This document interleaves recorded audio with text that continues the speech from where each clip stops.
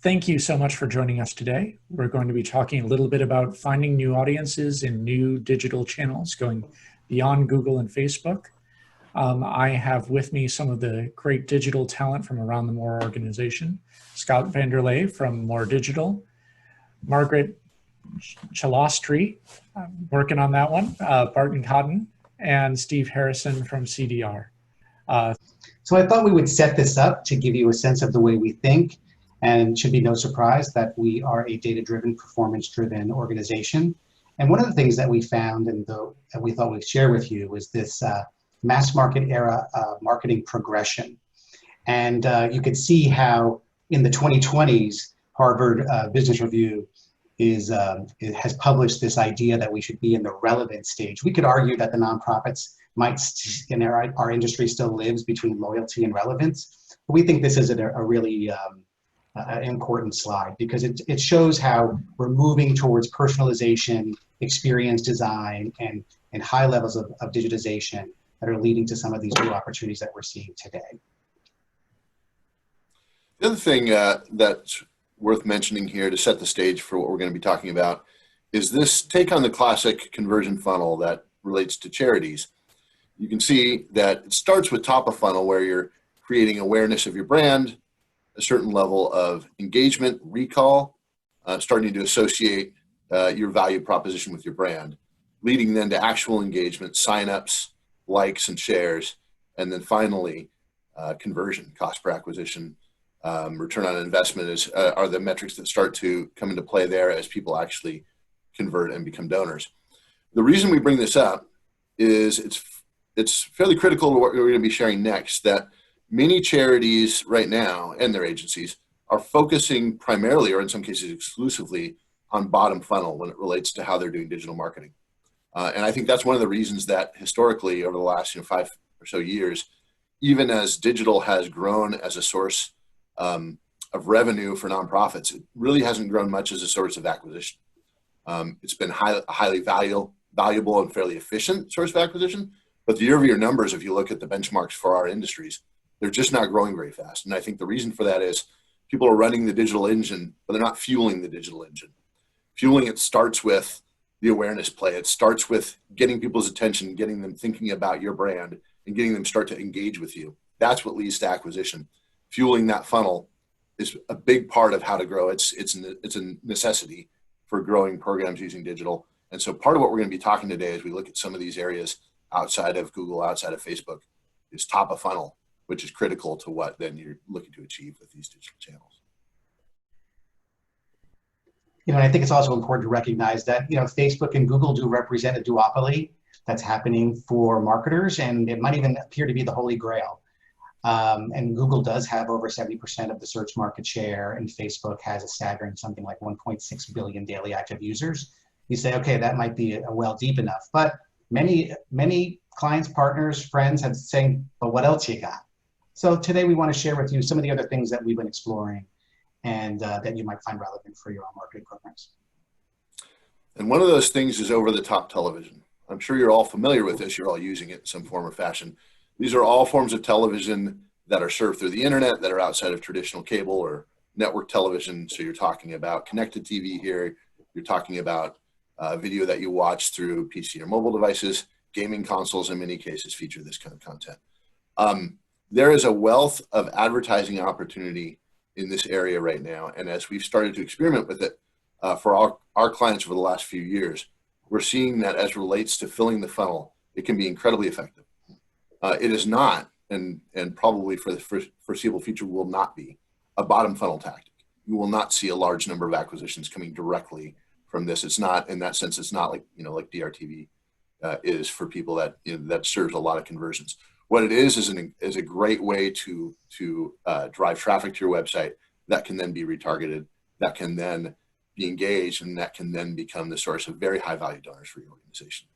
So when we've been experimenting for this with clients like DAV, the example you just saw, what we've been seeing is when you serve those short form ads, whether it's pre-roll, mid-roll, whether it's content that can be selected, there's a variety of options in these different platforms. You get a very high completion rate on average. You can see the stats there. it leads to a sustained surge in web traffic. So in the line graph, you can see that at the point that we really started investing in over-the-top television with this client, and by the way, if you look at the dates, the surge that related to COVID had already, to a fair degree, taken place because the line starts in March. There was an additional surge as we mixed in this tactic with several others. There was an additional surge in web traffic that was sustained over the course of the test, and as we received that traffic and they started to engage, and as we were able to retarget them, you can also see that there was a significant increase in homepage revenue. Was it 100% relatable back to over-the-top television? Probably not, but it definitely was a contributor. And this is the successful scenario that as you start to invest in these sorts of channels, you should be seeing, is that it will drive traffic, which will drive engagement, which will drive conversion, and it will lead to a much greater growth in terms of acquisition of donors and in terms of revenue via digital than if you just focus on bottom of the funnel tactics. At which point, if you do that, you tend to see diminishing returns. A similar scenario with Pinterest. And I want to point out that as you look at the creative slides in this example, you'll see that the tactic in many ways focused on fundraising. So these are typical fundraising offers that we're putting in front of the audience here. And that's because there was some hope that maybe we could see donations through a planned Pinterest. If you look at it in that regard, it was unsuccessful. But if you look at what happened with traffic and the subsequent effect on their overall engagement rate, the amount of traffic hitting the website, and again, overall revenue, it was highly successful. 6 million impressions with a click-through rate of over 2% actually exceeded our expectations for engagement. So in the end, even though on one hand, if you were looking for fundraising, it drove just a few dozen conversions. In terms of a top of the funnel play, it was highly successful and something that we continue to do for that purpose. So both of these, and this is I think if I think back a couple of years, it was common for nonprofits and their agencies to look at these kinds of media plays and say, well, it's good for a commercial brand, but it doesn't work for us. It's not really accurate. What's accurate to say is it doesn't work for bottom of the funnel, but it might work great, and in these cases does work great for top of the funnel. And we can ultimately be successful and have sustainable growth without strategies that operate at the top, middle, and bottom of the funnel. That's in some ways that, along with just all the opportunities that exist outside of Google and Facebook, that's the other moral of the story we're telling today is pay attention to your top and mid funnel plays, because that is what will lead to growth down the road. So when we think about top and middle funnel tactics and strategies, you can't ignore audiences that are growing in size exponentially, right in front of us. And while we've seen gaming and peer-to-peer platforms, be in the marketplace and utilized for years, what has transpired over the last 5 months has been significant. And so when you see that shelter-in-place mandate has effectively helped double the year-over-year hours watched in live streaming is a phenomenal stat and milestone. And clearly Amazon Twitch is a market leader with the vast majority of that time and content being consumed by way of gaming. And you can see on the next slide, you could see how Twitch is clearly the market leader with 1.6 billion hours watched in April alone, which is just a number that is staggering, but 1.5 of it or 1.49 of it was gaming. So we can't ignore gaming. And you could see that there's obviously massive gains with YouTube and Facebook and others, but you could see how Twitch becomes a market leader. And so we found, and we dug this out, and Vic may have found something that was actually a little earlier, but in terms of a first in-game console brand integration, we saw this with Chupa Chups, the lollipops, with this game that took place back in 1992. And you could see the colorful graphics that are going on here. But look at where we've evolved in a period of time. And you could see Twitch with 142 million monthly unique visitors, and just their daily rates are insane. And you could see some of the top games that appear here, but also there are definitely channels where you can consume content that is not related to gaming. And so we found some good stats, and we thought we should share some with some of you. But it's like 180 billion of revenue in 2021. It's just massive, and there's 2.6 billion gamers around the world. And you might think that these are all 18-year-old, boys and men or younger. It just really isn't the case. Yes, there's a lot of them there, and we can't deny that. But there are a lot of parents playing games with their children. There are plenty of gamers that are women and in older categories or subsets. And so this does represent an audience that we should dig a little deeper into and explore. And I will add that live gaming as entertainment opens up a new category of opportunities. Just anecdotally, I live in a house with one adult son and 2 teenage sons. We all play games. We all are longtime gamers. But at the same time, I've noticed that all 3 of them and my wife, who's not a gamer, will watch these influencers just for entertainment value on games that they never will play, that they've never played, never will play. Just because there's a degree to which the influencer they bring a form of entertainment and a form of sort of relevant pop culture that is valued to these audiences as content in and of itself. So there is, even when you're looking at a target audience that isn't necessarily primarily made up of gamers, there's an opportunity with influencers who drive a large audience and who have a lot of pull with that audience to get your brands in front of them in a way that will then fill the funnel for you and ultimately lead to the kind of growth that you need. So we wanted to highlight a few examples that we thought would be relevant for this particular audience. And of course, it should be no surprise that the juggernaut known as St. Jude continues to be everywhere and in most places, oftentimes, the cutting edge or the bleeding edge of most opportunities in the fundraising and marketing space. You got to take your hats off to St. Jude and what they're able to accomplish. And we'll talk about them and their accomplishments in a moment. I will take a few minutes on Save the Children and No Kid Hungry. Save the Children is a partner within the More enterprise. And we had a chance to interview some of the folks over there to get a sense of what they've been up to. They are promoting their 4th Gaming Tuesday. And it happens during, obviously, one of the best fundraising times of the year.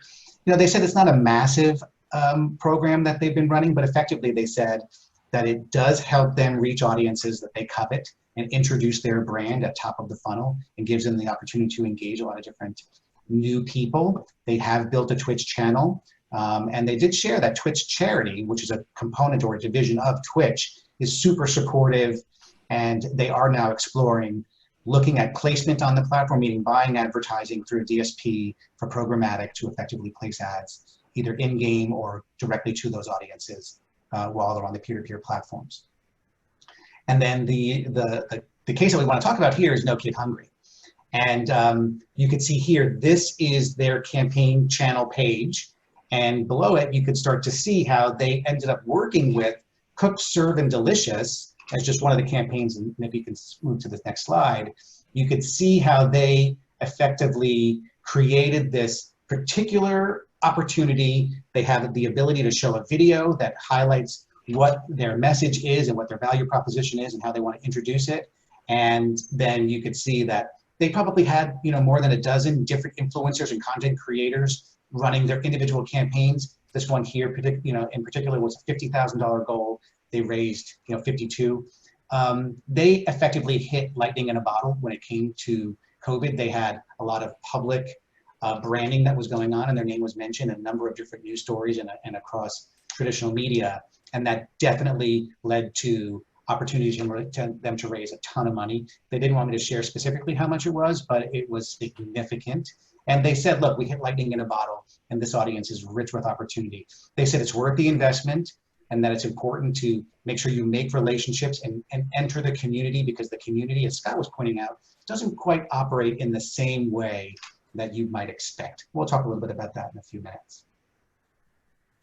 We were able to go dig in. So Tiltify is one of the platforms that allows you to, in fact, fundraise, and it plugs in directly with Twitch. And of their top 30, they had effectively in 2019, forgive me, they had run 18,000 individual campaigns. But in the top 30 alone, they raised almost $9 million. And that average was phenomenal. So of 1,000 hours of live fundraising time, they raised a lot of money during that particular period of time. And then, of course, St. Jude being number one. So one of one of the most famous content creators, DrLupo, he in 2019 effectively ran 3 different events for St. Jude, and this was published in a Twitch and or Tiltify blog post. And in their December event alone, they got over 16,000 donations and $82 average gift. But this person alone raised $1.3 million in those 3 events, and then Twitch ponied up another $1 million. So sure enough, St. Jude has made the investment and built the inroads and built the communities. And it's a staggering amount of money in a short period of time. But kudos to the brilliant marketers over at St. Jude, because they've done a great job at building these communities.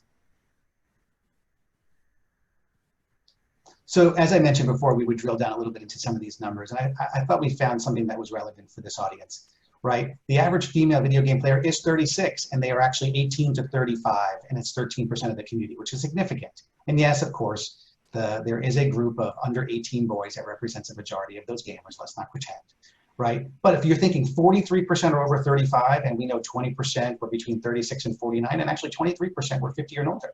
So this is an emerging channel, and peer-to-peer is something that is going to be quite important in the future. And I think we can go to the next slide.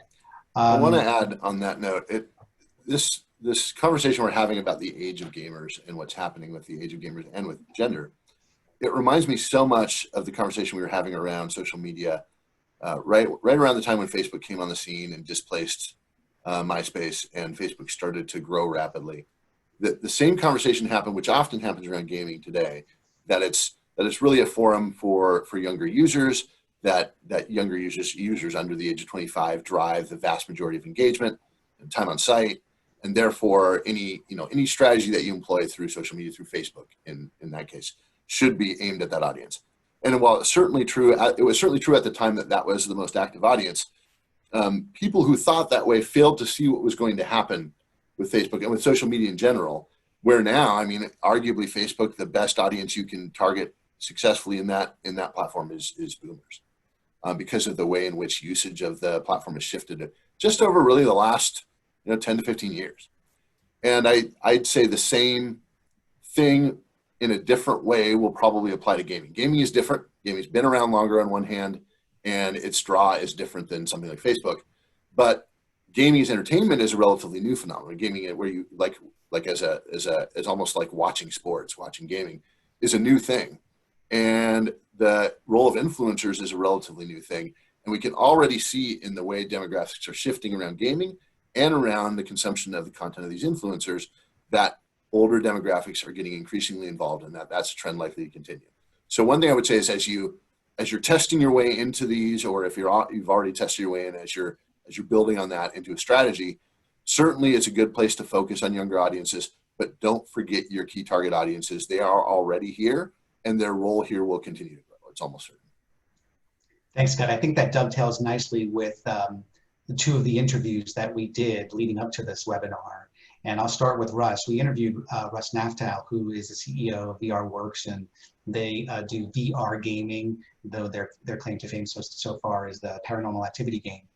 But what he explained to me, which was really unique about the interaction between gamers and the developers, which is you're getting real-time feedback with each other, right? So the gamers are communicating in real time with each other while the game is in progress. And they're also directly engaging with content creators and influencers along the way.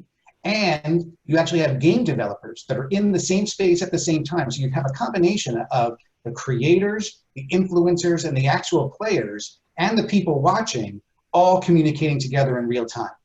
And so when you think about the shift to virtual and the peer-to-peer platforms, what Russ explained to me, which would be music to most direct response marketers' ears, is like we are collecting all of this data. All of the affinity data is being collected, and this is the kind of thing that you can then start to append to particular audiences for better identity resolution. And as you start moving down the line to really pull apart and refine these audiences, I think that's an aspect that we have to consider.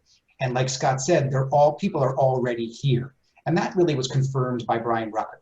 So when we spoke to Brian Rucker, who is the head of live music and industry relations at Twitch, he's like, look, it's gaming all day right now, but this platform is designed for peer-to-peer. It's designed for consuming entertainment and music and artists that really want to come out and be on these platforms. And it's designed for esports as well. And there will be an entire community of people that simply watch these sports and these gaming sports online as if they're watching a baseball game. And then you could see how this can evolve into a number of different things. And Margaret, I think you made a good point earlier as we were prepping for this related to maybe how face-to-face is changing. Yeah, so in the current state of affairs and how COVID-19 has really affected this event and face-to-face fundraising, I think this is a unique opportunity for gaming to start to resurrect some of that. We are engaging one-on-one with the gamers and the general public and starting that one-to-one engagement. So as we continue to see this expand, and especially with esports, we saw NASCAR come out with esports and it started streaming on TV. It definitely creates this environment where even though we're in a disconnected world, we are very much more connected than we were prior to the pandemic. And of course, content creators and influencers are something that you really must try to go look for. And there are vehicles and give you the way to do that. So we'll talk about that in a moment. Setting strategic objectives. So as we talked about and we'll continue to repeat, right, top of the funnel, it doesn't always need to be that conversion activity. So we want to make sure that we're focusing on what your objective is and make it clear. We would encourage to bring in the marketing and communications folks so that you can have shared budgets and shared responsibilities and shared outcomes associated with it. But make sure you set the right strategy up front and don't expect it to do something that it can't do today, although we firmly believe this will end up being a conversion activity in the future. And you know, this live video is a really great way to get your brand out into an audience of millions and introduce your nonprofit and or introduce your value proposition in a deeper, more meaningful way, using video, using streaming, and getting influencers to back you to basically introduce how this nonprofit has impacted them and that they want to share with their community. And so like it's like we all would write in a strategy document, right? They want to hear and see the stories of the beneficiaries and what in fact their gift did. You have to report back. And that's a great way to do it. And then you may be saying, okay, well, what about donor data? And no, it's not great. So there are platforms that won't send you anything. And then there are some platforms that will in fact send you information. Tiltify does have a platform, and they explored all of this and had even polled and talked to leaders in the communities. And privacy is a big problem, but they will share data with you and they will share email addresses with you, although it might be someone's gaming name and not their real name. But again, you kind of have to navigate through that aspect of it and have trust in the idea that you're delivering impressions, top of the funnel awareness, and even secondarily, some levels of engagement where you can collect affinity data and start applying it to the audience development that you'd be considering. Oh, and I mentioned this before and I was going out of order, but finding influencers. So influencers are a really important part of how you would start to build up the opportunity to present yourself and get somebody to support you. And there are literally platforms out there where you can plug in like Upfluence. You can go and plug in, describe what you want, look at basically a laundry list of all the different influencers that are out there, how many people are watching them, who's on their channel, what kind of content they're creating. And you could do some matchmaking and basically identify the kinds of influencers that you want and see if you can solicit them to engage. What I did learn from our friends at No Kid Hungry was that a lot of these influencers are very philanthropic and motivated to give back. And so in many ways, they're not even charging. Like they said they didn't have any influencers that were charging. So yes, there are some that do a rev share and some that want to have a fee, and others that are saying, no, out of the goodness of my heart and because I believe in this cause, I'm prepared to support you. So we have one question from the audience, and keep those coming in. Earlier, we saw that No Kid Hungry was using the 10 meals for $1, which seems like their control offer, and we saw a match thrown in there. Do you feel like you need to create a different offer for the gaming population, or is it going to be similar to your control offer or general offer? I'll start, and Scott and Margaret, feel free to jump in, but I would say that you ultimately want to create custom offers that are relevant to the audience that you're engaging with. So there's no harm in effectively identifying through, whether it's modeling or programmatic, an audience that matches up to who you're looking for and use your traditional, say, control offer. But I don't think you can always go out and make a universal messaging or offer to every audience. I think it needs to be customized based on data. I completely agree. It's the same as any type of influencer marketing.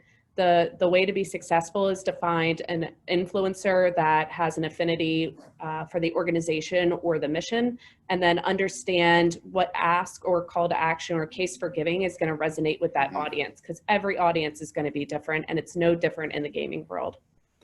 Yeah, I think, Margaret, you hit the nail on the head. The key relationship for success is between the value proposition of the brand and the influencer. Yeah. How passionately and authentically can the influencer speak about that organization? That matters more than the offer per se, especially since a lot of the value of this isn't going to be translated in direct donations. It's going to be translated in pickup of your brand, traffic, which will then lead to donations.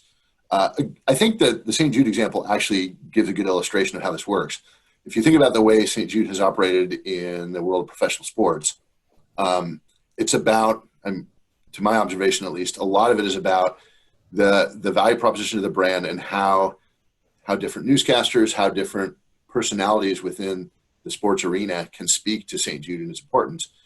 What they've done with gaming influencers is translate that same model. So it's about the influencer relationship with the brand more than about any particular offer that's highly relevant to a game. Okay, thank you. Kick it over to Margaret to talk a little bit about TikTok. Great. So good old TikTok. So elephant in the room, will TikTok still exist this time next year, or will it be banned? I believe the cutoff is in September. So while I can't make any guarantees and never say never, TikTok will most likely be here in 2021. There's plenty of businesses and companies that are looking to purchase them. Even if, heaven forbid, knock on wood, for all of us who are on TikTok, it's not here. There are tons of competitors that are already launching copycats. Instagram just came out with Reels. So the strategy that we're building now for success on TikTok will translate to similar platforms. So TikTok has become much more than just dance videos. While you will see a ton of them on there, there has been an exponential growth in educational and how-to videos since the pandemic has hit. Not only that, we're seeing skyrocketing upper demographics, 40 plus, coming onto the platform. And right now, the opportunity to reach, inform, and engage those audiences is huge. Everybody's on their phone 24/7 because we can't go out and do anything. So right now, the highest social media engagement rate per post, people are engaging, and we need to be there. So there's a few ways that I'm gonna talk about very quickly on how to activate TikTok. The first is a TikTok challenge, and I'll go into a little bit more detail on a further slide. Influencer marketing, piggybacking on what Steve said a few minutes ago. This is a great opportunity to activate influencers that have an affinity for your mission and your organization in order to rally their supporters and their followers. Donation stickers, this is something new that TikTok came out with in the last month. I do want to note that the only way to be able to be eligible for a donation sticker is to be on the Tiltify program or platform, as Steve was talking about earlier. So here's our example of No Kid Hungry. There is a small amount of nonprofits that are currently eligible for donation stickers right now on TikTok. So this is a great opportunity to take advantage of the market. And then finally, Duet Chains. For those of us who aren't familiar, we'll talk about that in a couple minutes in a later slide. So a TikTok challenge is one of the largest trends on the platform. I shared with everybody before the webinar that I am guilty of doing multiple TikTok challenges. I have yet to go viral, so don't take my word for it. So the key to the challenge is, as I understand it, yeah, as I said, I haven't gone viral yet, but it has to be easy to replicate and intriguing enough for your audience to participate. Either comedy, dancing, singing, there's even athletic ones that are absolutely amazing. We want to include a branded hashtag, so we increase awareness with the brand and the mission. This really promotes user-generated content, which, as we all know as marketers, is gold that we can use across all of our channels. and it increases our mission awareness if we can bring it back into the brand. And then the last opportunity here is the opportunity to potentially partner with TikTok for Good. TikTok for Good is a opportunity that TikTok gives us in order to create a TikTok challenge and branded hashtag. They had partnered with ASPCA not too long ago. For every video that was created using the hashtag, they would donate $1 up to $175,000 to ASPCA. They ended up with 6.9 million views and 450,000 videos. It just took off. Obviously, Cute Dogs works, but it's been a really great platform for people on TikTok in order to generate funds.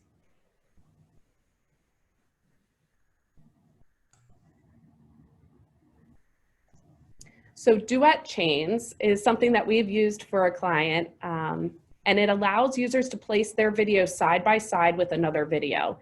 This could be a singing challenge. You could react to one another.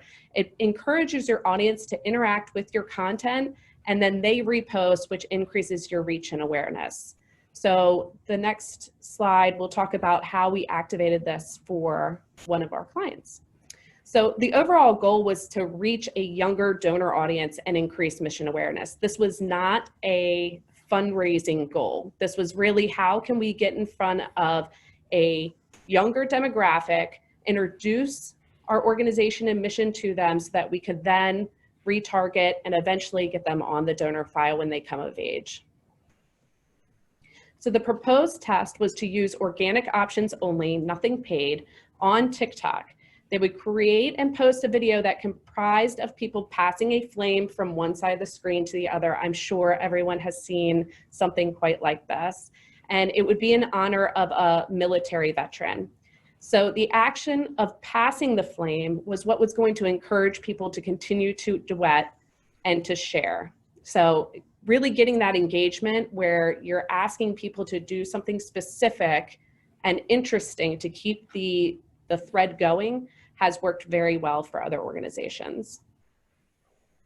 So in this case, this was a brand new platform for this client. So they began with 0 followers.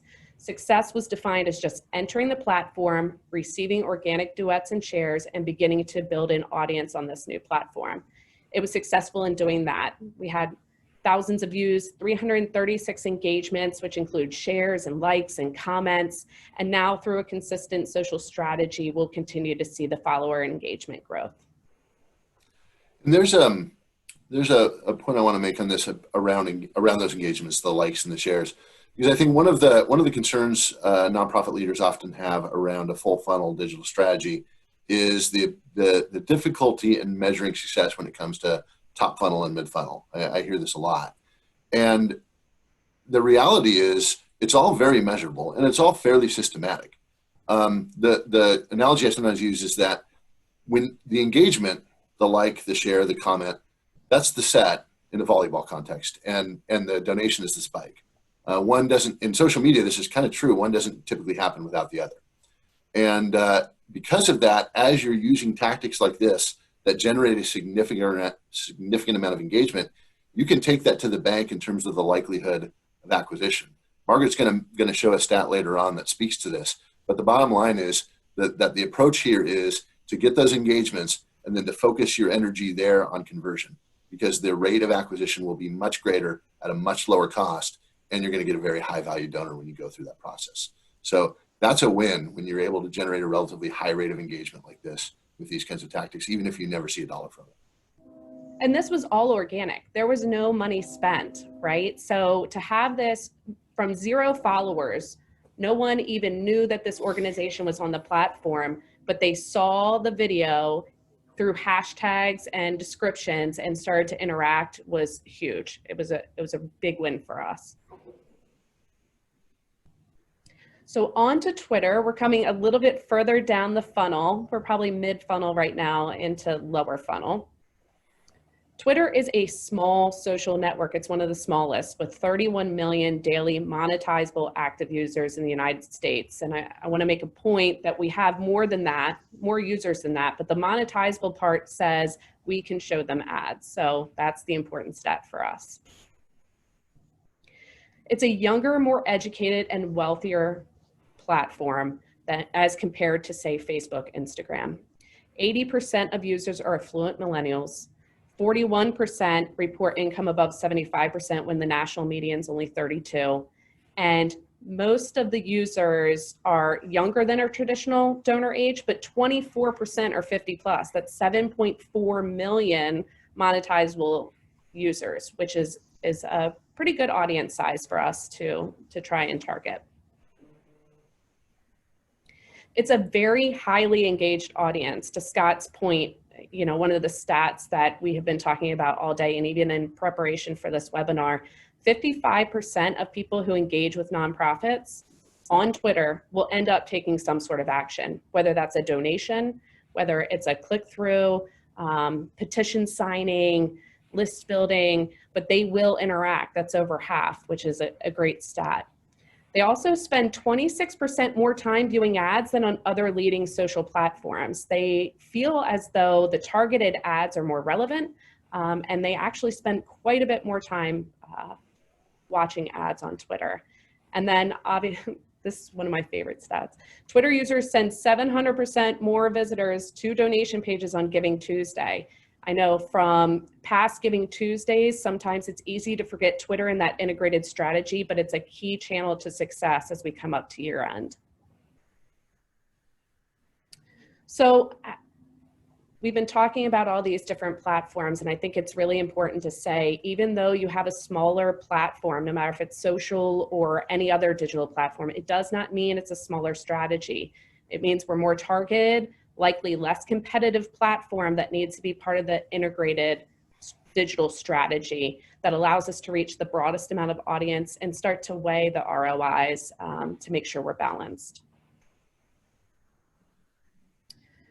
So it's going to be important to figure out how Twitter fits into your fundraising strategy along the lines of creative and messaging. What audience? Are we going after our traditional donor audience? Are we going to go a little bit younger? Is there certain campaigns that we really think will resonate with the Twitter audience as they are really have an affinity for change management and causes?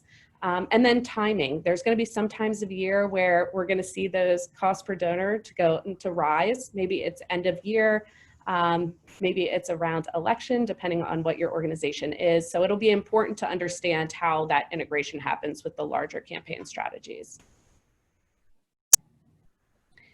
So like other social platforms and digital platforms, they have a wide range of ways to reach your target audience. Lookalikes, keywords, interests, devices. I think one of the interesting ones that Nick and I have been talking about is TV ads and understanding how to reach people on dual devices while you're watching TV, understanding what they are interacting with and how you can then target your ads and your timing to increase engagement rates. So engaging our potential supporters on Twitter, a lot of those on Twitter are mobilizing people to act. They are big with advocacy-based organizations. 71% of people on Twitter go there to get their news. So advocacy really ties into that. Grassroots, petitions, surveys, they want to feel like they are being heard and a part of the mission. Inspirational creative is really important. We want that to be emotionally compelling with a strong call to action, just like on any other platform. And then obviously the integration and amplification of other channels. If you have those higher funnel channels, TikTok, video games, DRTV, PSAs, we can then retarget those potential donors on Twitter with a direct ask. So that will be critical to the success of this channel. Include video. We preach it all the time. I feel like that's all we've been talking about for years, but tweets with video attract 10 times more engagement than tweets without, and they're 6 times more likely to be shared. Video, it will continue in the future to be the type of content that resonates, especially right now with everybody being home. It's going to be critical to success to include video in your strategies.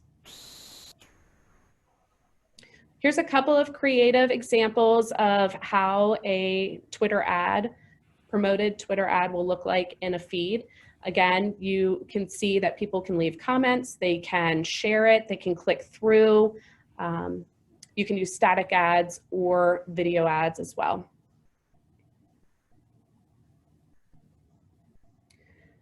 So I did have to anonymize results, but across all of our BC clients using last click attributions, clients are seeing lower volumes, but increased ROI utilizing Twitter. So here we're seeing a 56% decrease in cost to acquire.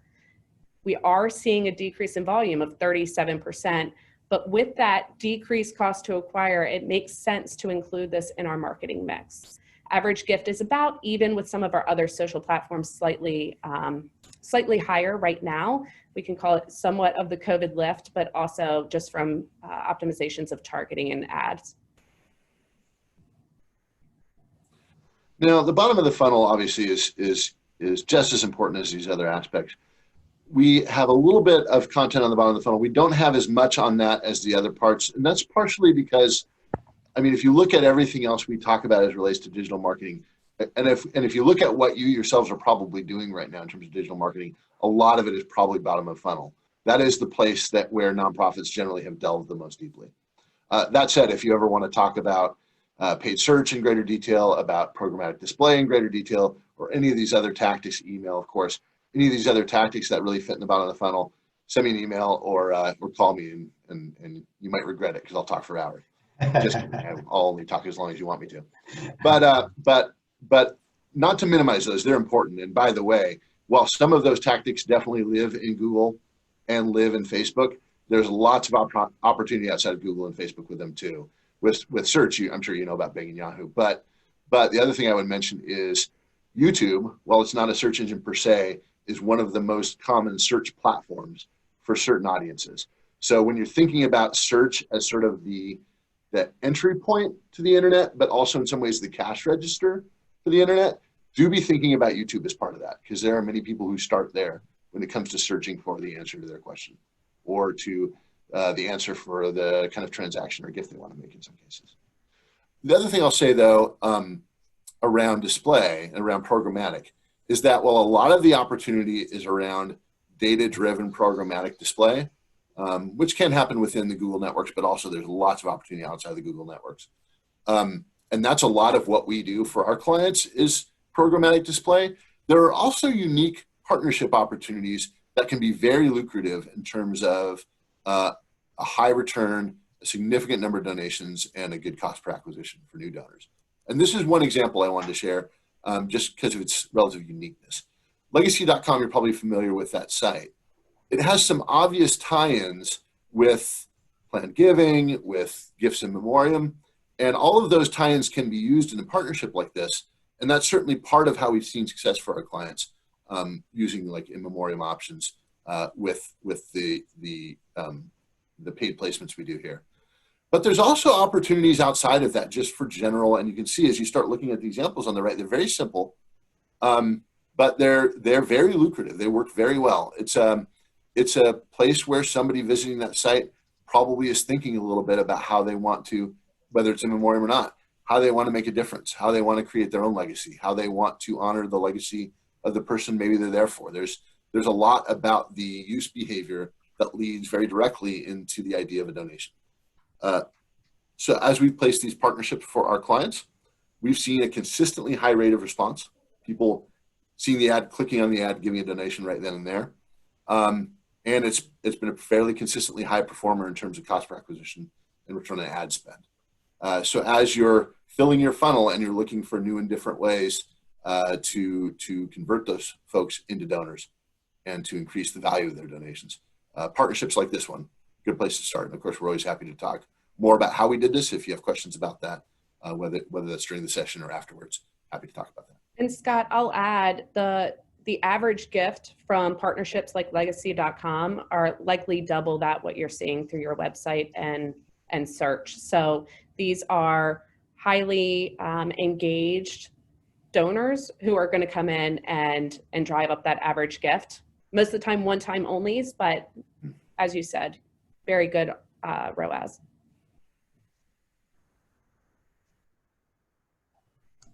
And with that, we have a decent amount of time for questions on anything you've heard today. Twitch, Twitter, TikTok, legacy, programmatic, over the top. Anything that you have seen today, we're open to questions.